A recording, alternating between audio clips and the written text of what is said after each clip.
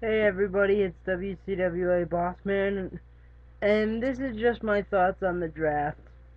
This has gone on for a couple years now, and it's supposed to shake things up, and I guess in some ways it does, but in a lot of ways, I don't think you needed 3 hours to draft only those guys and then wait for the supplemental draft. Um, I actually think the draft is a dumb way to you know, do it.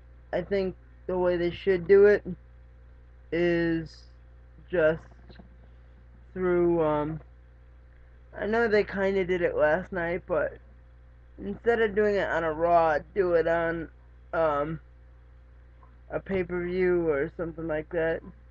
That might be something that they could have done, but I don't think it's a smart idea at this point, not seeing the supplemental draft, to have Triple H and John Cena on the same show. It doesn't make any sense.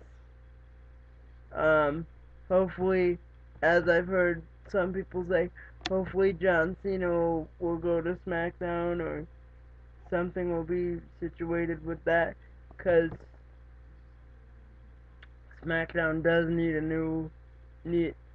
SmackDown does need a world champion, so they gotta figure out what they're gonna do with that. Triple H is back on Raw. He shouldn't have left Raw to begin with. That's the show he's always been the best on, done the best work on. So it's a good idea to put him there. Um, Rey Mysterio back to SmackDown. He should never have left SmackDown, just as Triple H shouldn't have left Raw. SmackDown's where Rey belongs. I love Rey. He's a good friend of mine. I've talked to him several times over the past couple of years. He's a great guy, and SmackDown's where he belongs. Um, ECW, Vladimir Kozlov got sent there. You know, you can't do much with him. I mean, the guy is big, but he's not really that great.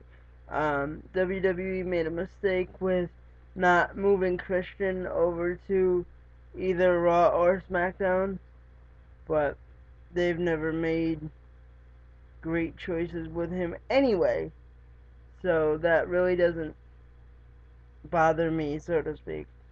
Um, I don't know. Big Show going to Raw was kind of a okay, but maybe they're just making him follow Vicky. I have no idea. Um,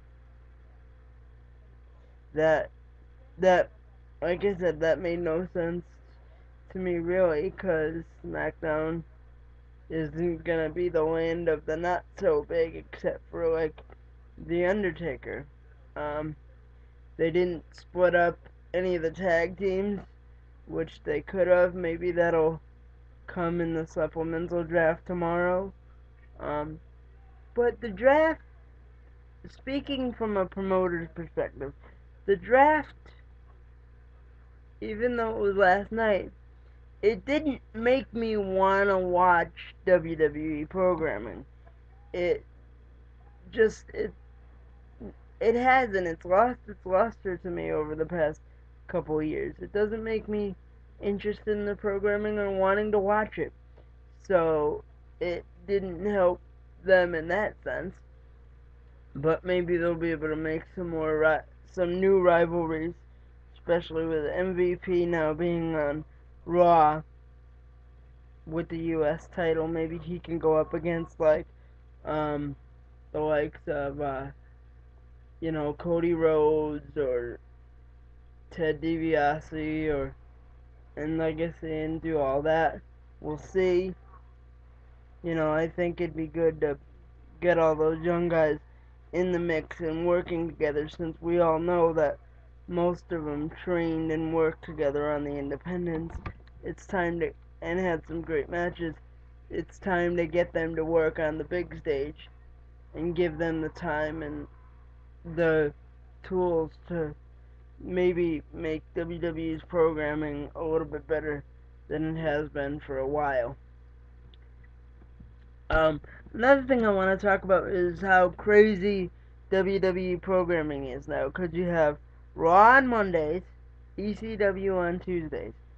Then you have nothing on Wednesdays, and then you have this new show, Superstars, coming on the WGN network on Thursdays. I don't get WGN, but I probably wouldn't watch it anyway, as I don't really watch wrestling on Thursdays or Fridays anyway. But you'll have Raw, you'll have Monday ECW on Tuesday. Like I said, you'll have nothing on Wednesday, Superstars on Thursday, along with TNA on Spike TV, and then you'll have Friday Night SmackDown, of course, Friday. But and then when you have pay-per-views, you'll have the pay-per-views on Sundays.